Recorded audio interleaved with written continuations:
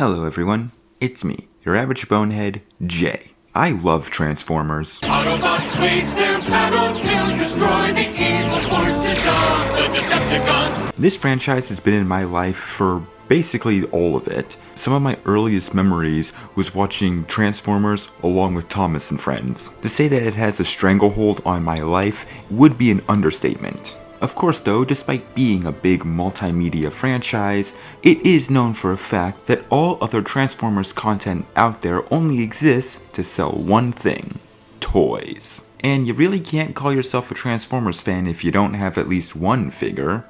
But then you need to get another figure for that one to fight, and, well, then you kind of want to get that one because you like that character, and then you want to get that character, and the rest is history. This is my Transformers collection. Now, these are not all the Transformers I have or ever owned. I had more when I was younger, but I sort of stopped collecting them at a certain point, around the time where I stopped caring about the franchise for that brief moment when some of the worst movies of all time were made. But luckily, they recently decided to lock in and make an actually good Transformers movie again, that of course no one saw and made $0, so now they're never ever going to make a sequel. Why is life so unfair? But when watching the movie, I was hit with the realization that, I like Transformers again. I want to start collecting some guys. And because I'm a grown adult who wants to collect plastic kids' toys, I decided that I'm going to go obviously with the more collector's type lines, i.e. the Legacy, Studio Series, etc, etc. So this video is going to be a bit of an experiment. This is just going to be me going through each figure of my collection in the order that I obtained them, and just giving my general thoughts on the figure, and maybe even a little story of how I got the guy. Sounds good? Let's begin, shall we? The first figure on our long list is Studio Series 86 Bumblebee, or to go by his preferred name, By Hasbro. This funny little guy was a birthday gift, and the first figure I got after watching Transformers 1, and was the one that got me back into the phase of collecting Transformers. In fact, it was Bumblebee who ultimately decided what type of theming I would go for with my collection. When I wanted to start asking for Transformers again and start collecting, I knew that Bumblebee was a pretty good character to start it off with, but I ended up thinking to myself, well, which Bumblebee do I get? Do I get a Studio Series Bayverse Bumblebee? Do I get one but for the Bumblebee movie / Rise of the Beasts? Or do I do something more out there like the Legacy animated Bumblebee? Any one of them would have worked for me because Bumblebee is a character, while he's not my favorite, he's a character that I don't dislike any interpretation of. He's always a character that I know can put a smile on my face. But ultimately, I decided that I wanted my figures to go with the G1 aesthetic. I know, very original. While I do like a lot of the live action designs, most of the time, there's something charming to me about those original blockier designs from the 80s. And thus I asked for 86 Bumblebee, and the aesthetic for my entire collection going forward was set in stone. Kinda sort of. As for this figure, it's a really nice one. The transformation into his Beetle is pretty solid. He also comes with a blaster, like almost every other one of my figures do. And a little thing I like to do is give him his own human companion, which to me, Bumblebee being best friends with the Autobots' human companion is something that I think is kind of integral to his character. Okay, moving on to the next figure, Legacy Soundwave, as well as Rumble, Ravage, and Buzzsaw. After getting Bumblebee, I ended up thinking to myself, well, I can't just have an Autobot and not have a Decepticon. So, using the money I got for my birthday, I ended up getting Soundwave. Of course, making sure I got one that turned into a cassette player. Even though he doesn't really do that anymore, there's just something about him turning into this tiny cassette player that I love about Soundwave. Of course, he has his amazing blocky design, as well as a few extra weapons, but let's be real, his main gimmick is of course his cassettes. This one comes with 3. Rumble, who is the blue one, cry about it, Ravage, and Buzzsaw of all characters, not Laserbeak. Interesting. And while Ravage and Buzzsaw are nice, fine little figures, my favorite is of course Rumble, who comes with detachable pile drivers, perfect for knocking down any Autobots in the way. And that was it for now, until my dad ended up surprising me a bit later with Studio Series 86 Coronation Starscream. Coronation Starscream? This is bad comedy. The story behind this one is that this was right around the time where my family was getting ready to move, and I, being a pathetic loser who doesn't have a job and spends my whole day making YouTube videos for my lovely audience, was the only one who was able to look after the house during showings when we were trying to sell it. So I had to maintain basically everything and keeping the place clean every day. And thus my dad surprised me with this pretty good Starscream set, based on the scene in the '86 movie where he, you know. There's actually a bit of back and forth between fans of whether or not this set is actually worth it, as Starscream's figure is just as War for Cybertron Earthrise mold, just with a bunch of extra pieces of plastic in it to justify its higher price tag. And in my opinion, well, I still don't know, because I got this as a gift. But whether or not this is worth it, I can't say, but what I can say is that I do in fact really like this Starscream anyways. Of course, the set comes with his coronation outfit, with the cape and amazing crown and everything, and even a throne for him to sit on. The Starscream figure itself, while an old mold, is still very fun to pose around, and transformation into his jet mode is very smooth, for the most part. But still, I'm gonna leave it up to all of you guys of whether or not you think this set is bad comedy. Later on, I ended up getting two figures at the exact same time, the first of them being the Studio Series Bumblebee Concept Art Megatron. I am Megatron! Now, as many of you may already know, Megatron isn't in Bumblebee, and that is because it and Rise of the Beast are meant to be a prequel to the 07 movie, even if those movies have so many contradictions to the Michael Bay movies. If I go over them, we'll be here all night, but in context of the movies, Megatron's not in those two because he's meant to be frozen on Earth at the time. But because in Bumblebee, most of the characters are meant to look like their G1 counterparts, Megatron did have concept art of how a live action version of that classic design would look like, and thus this figure was born, and I adore it.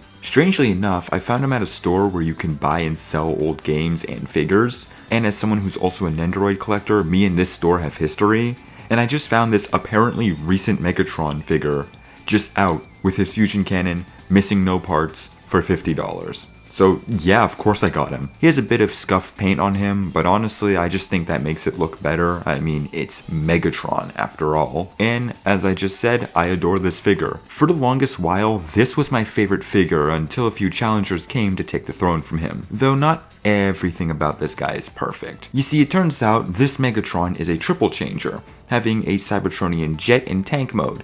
And yeah, the jet sucks. And to me, my main reasoning behind it is just how the fusion cannon is stored. You can never aim it straight, and that just annoys me.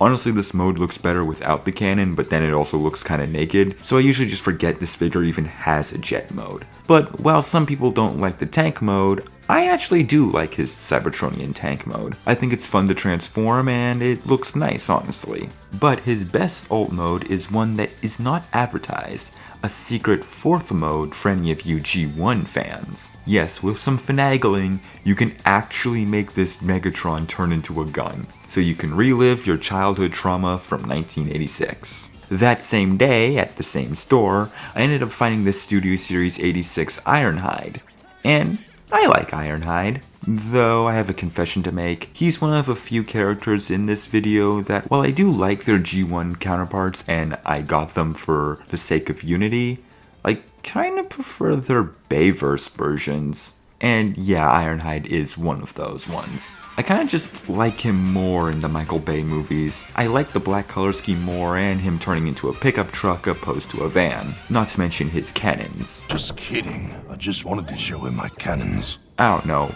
it just makes more sense for the character of Ironhide. But don't get me wrong, I still love his G1 counterpart, and I love this figure. He came with 2 guns, but you'll soon see who I had to give the extra gun to. And it's okay with Ironhide just having 1 for me. Not like having 2 blasters really helped him in either incarnation. His transformation was fine even if he did struggle to tap in the first few times, but now he works perfectly. Now, moving on to my favorite character with an asterisk. My Titans Return Blitzwing. Funnily enough, I found this guy at a different comic book and action figure store. And the reason why I say Blitzwing is my favorite character with an asterisk is because Animated Blitzwing is my favorite character in Transformers. I love his 3-face, 3-personality gimmick that was given to him in Animated, constantly switching between a cold, calculated strategist, a hot-headed military general, and an absolute insane wildcard, all with a funny German accent to boot. I will crush them into iron filings! But my orders are to find the Constructicons. Ooh, but I like iron filings, especially sprinkled on top of servo salad. Turning what was a character that I liked enough, but didn't really think too much about, into one of the many characters I obsess over. The only problem is they don't make animated Blitzwing toys anymore, and I have just come to accept that I will never, ever get to own one. So a G1 Blitzwing it is. And when I found this particular Blitzwing, I was excited, though when I transformed him, I was rather confused of where his head was. Turns out, this was the Titans Returns Blitzwing, which means this figure is a Headmaster. And I'm gonna be honest, I never cared all too much for the Headmaster gimmick. It just always felt like an extra unnecessary step for me for anything that wasn't the Titans like Fortress Maximus or Scorponok themselves. But on the flip side, it doesn't in any way dampen my enjoyment of this figure. I still love Blitzwing, and this figure is just so nice, and I also love how well his jet and tank modes switch between each other. Honestly, one of my favorite figures. But with a few dancing lessons, you'll be light on your stabilizing servos like me. Cha-cha-cha. Speaking of Transformers Animated, that brings us to Legacy Animated Prowl. Let me just start this off by making this one statement. I do not care for Prowl. To me, he's one of those characters that just exists. He didn't even get an episode to himself in G1, why should I care about him? The only time I've ever had even a monicum of caring about him was when he got violently eviscerated in 86. Rip all Prowl fans in the audience, am I right? That all being said, I love him in Animated. I don't know whose idea it was to make him one of the 5 main members of the cast and also give him a personality overhaul, but whoever's idea that was, give him a raise. Prowl's personality in Transformers Animated is a semi-peace-loving ninja. So in other words, he's now a character. And once I saw that Legacy did animated characters, some of them, barely, and its version of Prowl was one of them, I of course immediately had to get on that. And it did help that Legacy stylized the characters to look like they fit in with G1, so my collection all still meshed for the most part. Not that it was a big concern anymore. So I ended up getting Prowl for Christmas from my lovely cousin. Thank you if you're watching. As for the figure itself, yeah, I love this thing. He comes with his 2 ninja stars, he transforms into his police bike mode rather flawlessly, and I just love the posability on this guy. He's so fun to put in different positions. Next up is Studio Series Rise of the Beast RC, the only version of a character from that movie that I have. When it comes to RC, my favorite interpretation of the character has got to be her prime incarnation. Maybe it needs one of these doohickeys. You're a motorcycle, RC. Shouldn't you know how to build a motorcycle engine? You're a human, Jack. Can you build me a small intestine?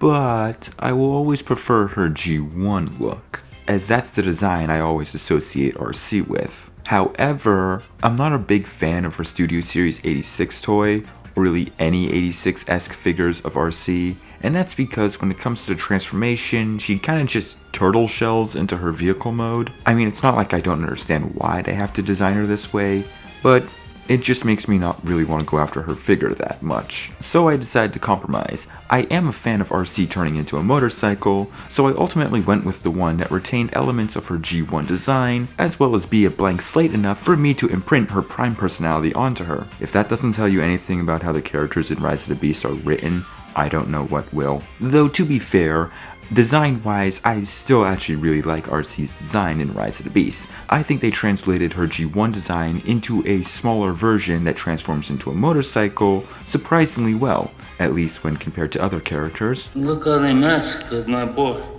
And this figure is nice. She is my smallest Autobot, but that doesn't bother me, as her posability is still fine and her transformation into motorcycle mode is simple but effective. And funny story, I have 2. You see, my sister got me this RC for Christmas, but unfortunately, the one she got me was defective. As it turned out, one of the 2 wheels on her backs was misprinted and could not attach properly to where it needed to go. So, the next day, we had to run back to the store and get one that wasn't broken. The silver lining of all this is that my RC gets to have 2 blasters now, just like she did in the movie. Next up, Studio Series 86, Jazz. In terms of characters I like across the board on the franchise, any and all interpretations of them, my favorite would have to be Jazz. I just love this guy in any series he appears in. G1, animated, Bayverse for the one movie. Jazz is just a fun character for me. So obviously I had to eventually get a figure of him, and this figure is very nice. I especially love posing him and his vehicle mode. Though, funny story with this guy, since I got into Transformer collecting only last year, I of course missed when Jazz, and a good chunk of my other figures, first came out, so I had no choice but to buy them on the aftermarket, and Jazz was no different. And I found him on a site for a decent $60, which, yeah, is expensive, but hey, when am I ever gonna get a chance of getting Jazz again? Turns out, only a few months later. Yeah, that's the one underlying sense of dread that comes with collecting Transformers. You have no idea when or even if Hasbro is going to reissue a figure you want. So it leaves me with a dilemma. Should I buy this figure right now on the aftermarket for about double the price? Or should I pass on it and just hope that Hasbro is going to reissue them? But then what if Hasbro doesn't and I miss my chance to get him at a price that wasn't triple or even quadruple his original price? It really gets you thinking and asking existential questions you don't want to be asking. But enough about that, let's move on to our next figure, War for Cybertron Galactic Odyssey Ratchet. Ratchet's another character that I absolutely adore his G1 look, but it's his personality in every other show that I actually like him for. Whoever decided for Animated and Prime to make Ratchet an old grump, also give that person a raise. I ended up finding him at the same store I got my Blitzwing from, and I had no idea he was supposed to come with the character Lifeline, but I don't really know who she is, so I don't really care. I like this figure, his transformation into his ambulance is simple enough, but one thing I actually really like about this figure is the roof of his ambulance comes off and is meant to be used as a shield in robot mode. But I never use it like that, and I much prefer to have it on his back in robot mode and treat it more like a cape/doctor's coat. It gives me a lot of the medic vibes, and I don't know why, I think it just really looks good on Ratchet. That's how I lost my medical license. Now it's time to talk about the big guy, the biggest figure in my collection so far, and our first third party, Lucky Cat's Devastator. Or, due to international copyright laws, Rikio. So yeah, Devastator here was one of those figures I was talking about that dethroned Megatron as my favorite. I love this thing, and I just like Devastator in general, so of course I had to get one. And ultimately I went with this third-party one, for a reason I'll get into in a second. But first, the story behind this one is a little frustrating to me. I bought this one the same day I got my Jazz, using some Christmas money I had left over, and I ended up paying an extra $20 to make sure he would arrive within 10 days. That was money not well spent. Yeah, for whatever reason, while Jazz came infinitely earlier than I expected, Devastator took a whole month to get to me. I knew it was going to take a while, but ultimately paying that extra $20 was pointless. What didn't help is that when I bought this one, I was constantly getting updates over where it was each day, but then after a while, the updates just stopped. And then after the first week, I started getting a bit worried. After the 10 days, I started getting annoyed. After another 5 days, I finally emailed the website where I bought him from, and they explained to me that it isn't really their fault, and that it was because there was a strike going on with the postal service. Why me? You see, the biggest underlying fear with me wasn't so much that I was impatient, it's that we were moving soon, and I was worried that it would end up showing up after we moved. Then I would have to go all the way back to my old house and have a very awkward conversation that I didn't want to have. But then by the miracles of the gods, he ended up arriving a day before we moved. Less than 24 hours before the house was no longer ours, he finally arrived. And of course I transformed him immediately, I didn't care. This figure is amazing. And even as his separate Constructicon modes, they're all great. Scrapper, Mixmaster, Long Haul, Hook, Scavenger, and Bone Crusher are all great figures on their own, and their vehicle modes are also great, though they do appear to be more of Cybertronian construction vehicles rather than Earth ones, which doesn't really bother me. I still think they look awesome. Now, as for why I went third party, it's actually the same reason why I didn't get a G1 Devastator as well as skipped out on the New Age Devastator. I'm not a big fan of him being a parts former. I actually like that this Lucky Cat version actually all directly combine into each other, and it works perfectly, and his posability as Devastator is great. Though I will complain about one thing, and that's certain characters like Scrapper, Longhaul, and Hook are rather stiff when it comes to transforming them, and it makes me constantly think I'm gonna break them every single time. I accidentally ended up chipping off a part of Hook's chest plate when I was trying to transform him back into Devastator after recording, so as you can tell, my life is going great. Moving on to Studio Series Bumblebee Shockwave. From this point forward, a lot of my figures no longer have a real major in-depth story. It's more so, I wanted that figure, looked for them for a decent price, and got them. And Shockwave here is no different. The only real major thing is that it was actually my sister who got him for me. Female. And I thank her for that. I mean, she is just as addicted into this hobby as I am. Probably even more so. But anyways, I really like this Shockwave. He has a detachable arm cannon, which I always keep on. His transformation into a Cybertronian tank is pretty good, but I almost never transform him. In fact, I only transformed Shockwave for the first time for this video. And most interestingly, he has the Autobot symbol on him. Now, this is technically in reference to the fact that his actual model in Bumblebee actually has an error on it where he has the Autobot symbol instead of the Decepticon one. Maybe he is trying to be like G1 with all the errors. But to me personally, I like to headcanon him having the Autobot symbol is in reference to when he was disguising himself as Long Arm Prime back in Transformers Animated. Yeah, if you couldn't tell, I really like Animated. Our next one, as well as our next third party on the list, is Blaster and Ramhorn. Or, again, to make them legally distinct, they are Deformation Space Recording Alliance. Yeah, I'm assuming they usually work with these guys. The story behind how I obtained these two is my dad actually got him for himself, but once we moved, he couldn't really find anywhere to display him anymore, and decided to just give him down to me. Thank you, Dad. And I really like these two, though Blaster more than Ramhorn, but we'll get into that. Yeah, in terms of scaling with my Soundwave, he doesn't at all, but then again, it's not like the G1 toy scaled well either. For a third party, his transformation is of course pretty simple, and as you would expect, he doesn't come with an Autobot symbol, but that's okay. My only real complaint with this whole setup is Ramhorn, and while his animal mode is fine, it's more so his cassette mode. I'm sorry, that's just not a cassette. But hey, it's not like I don't understand why. This is more reason of why Soundwave's superior, Autobot's inferior. And now, for the crowning jewel of my collection, the Kingpin. My baby. You touch this figure without my permission and your arm comes off. Studio Series 86 Optimus Prime. I am still shocked that I have this figure and that I was able to find it for a decent price in the aftermarket. It blows my mind just how good of a figure this is. And it's not even like Optimus is my favorite Transformers character, but come on, you can't have a Transformers collection without Optimus Prime. And honestly, out of all the Optimus figures I've had over the years, this one is objectively the best. His articulation and posability is great. He comes with a crap ton of accessories and weapons, like his blaster and his iconic axe that he only used in one episode. Seriously, how did this thing become so iconic? He transforms into truck mode like a dream, and this truck mode is just so amazing. I love it. Of course, he comes with his big old trailer. An Optimus in truck mode looks naked without it. That can open up and store a bunch of his accessories, as well as store Roller, and that turret thing he only had in one episode. There's not really much more I can add that anyone else hasn't said. This figure is just amazing. I adore it. And it is my favorite figure in my entire collection. But we still have a few more to get through, so let's get to them. Now this one's for all the arachnophobes in the audience.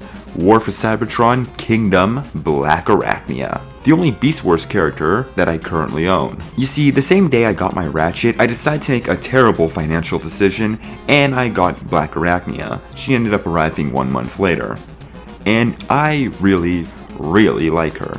The main reasoning why I wanted to get Black Arachnia in the first place is kind of because I didn't like that I only had male Decepticons, and while yeah, I'm aware Black Arachnia is a Predacon, not a Decepticon, she was a Decepticon in Transformers Animated, so I said, screw it. Yeah, if you really couldn't tell, I'm a huge fan of Transformers Animated. In terms of the figure, I really like this one. Her robot mode looks like the 3D model was stripped right from the shell. It's well articulated, the hands hold the blaster surprisingly well, and you can move around the spider legs for extra firepower. But unlike all my other figures, for Black Arachnia, my favorite mode is her spider mode. I just love the way she looks in this mode. And I also just love how surprisingly well articulated the spider legs can be, and how well she can balance herself in this mode. I think for my first Beast Wars figure, I really am happy that this is the one I went with. Now moving on to a corpse, I mean Studio Series 86 Brawn. Brawn is a character for a while I didn't really care about until I ended up rewatching G1 and grew to really like the guy. And now, honestly, I think they did him and Wheeljack rather dirty in the 86 movie. Bro didn't get to do anything. Oh well, still better than what they do with Prowl. So then after finishing G1, I just decided, yeah, I'm gonna get Brawn. And the figure's really nice, though I do think turning his head is kinda stiff. Other than that, I really like this figure. One other thing you should know about me with this figure is currently this is the only Autobot vehicle mode where I always decide to have the gun on it rather than not. It just looks more complete and more like Brawn for him to do that. Moving on to War for Cybertron Earthrise Wheeljack. Now, funny story about this guy. This is actually the second Wheeljack I own. If you remember way back to when I got Megatron and Ironhide, I also got a Studio Series Bumblebee Wheeljack. And for the most part, he worked really well. Though as time went on and my collection started to grow, I kinda wanted a Wheeljack that, you know, scaled a bit better and also had that funny little turret thing on his shoulder and, you know, have an Earth mode. So eventually I ended up getting this big guy, mainly because I was not going to spend $200 on that 5-pack that had a modern version of him. And I decided to pass down my old Wheeljack to my sister, as he now gets to live on her shelf watching over the horses, especially these two lovely wives. Now anyways, back to my Wheeljack that I have.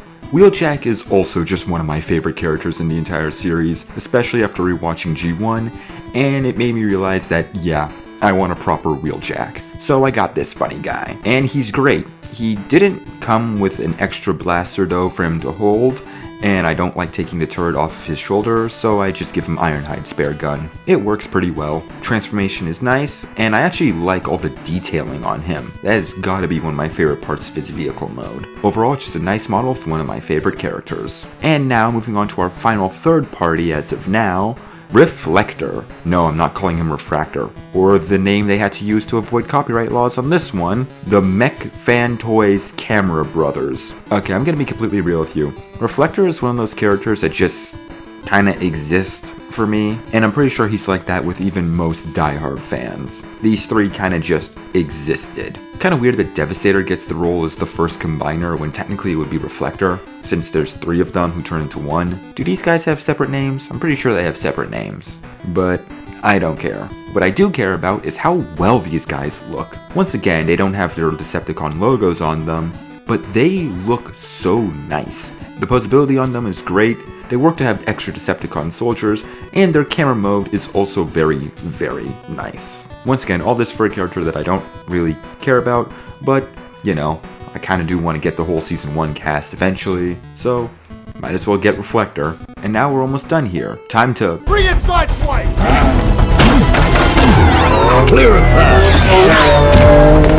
Yes, War for Cybertron Siege Sideswipe. This is another one of those ones where, honestly, the Cybertronian mode and the Earth mode are not too different, so I just went with the one I found, and once again, I found him at that video game / figure trade-in store. And, yeah, screw it, Sideswipe. And much like with Ironhide, he's another one of those characters where I don't really care for him that much, at least when compared to me liking his Bayverse version just a bit more. I'm sorry, that one scene in Revenge of the Fallen where he shows up for his only scene in the entire movie to take out Sideways, just pure aura.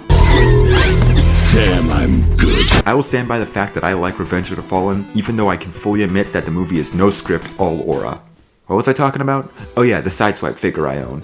He's a good model, I really like him. Transforms nicely, has a few little weapons on him, he's nice all around. And that just about wraps up my collection.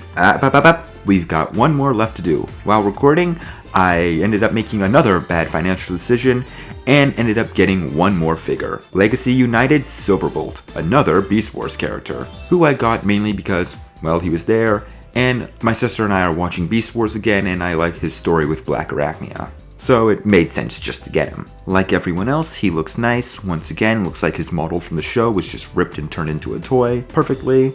and he even transforms pretty well into that weird wolf-eagle hybrid thing. Oh well, at least it's better than whatever the hell they did with him in Beast Machines. I still have the nightmares. And that about wraps up my collection as of now. Yeah, just because these are all the guys I currently have doesn't mean I'm done collecting them. In fact, I got quite a few on the way that won't get here till much later in the year.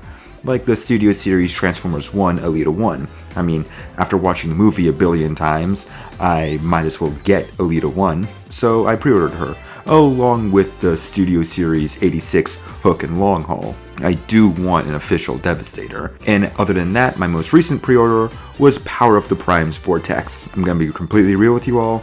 This is mainly a means just to get Swindle. And on top of that, the other characters on my list that I want to eventually get, but haven't had any means of getting them yet, would be the remaining members of the Studio Series 86 Constructicons, Scrapper, Bone Crusher when they come out here in Canada, and Mixmaster and Scavenger when they finally choose to exist.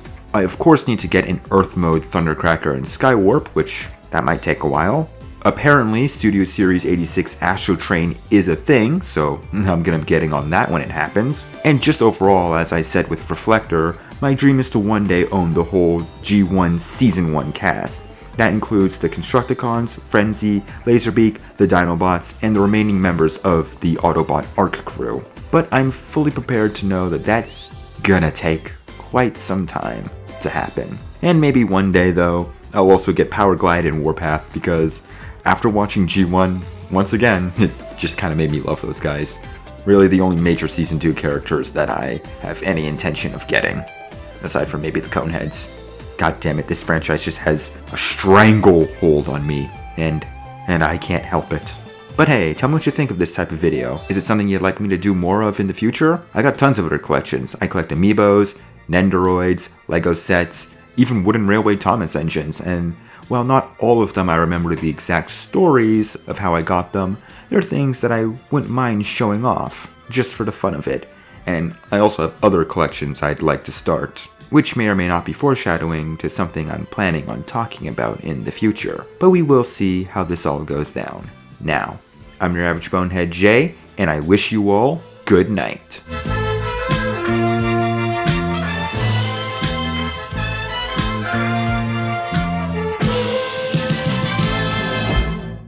Oh, you're still here. Well, since you stuck around for this long, you might as well like and subscribe, comment if you're feeling really daring. And while you're at it, you might as well follow me on Twitter and Instagram at jayskeletyn, links down below.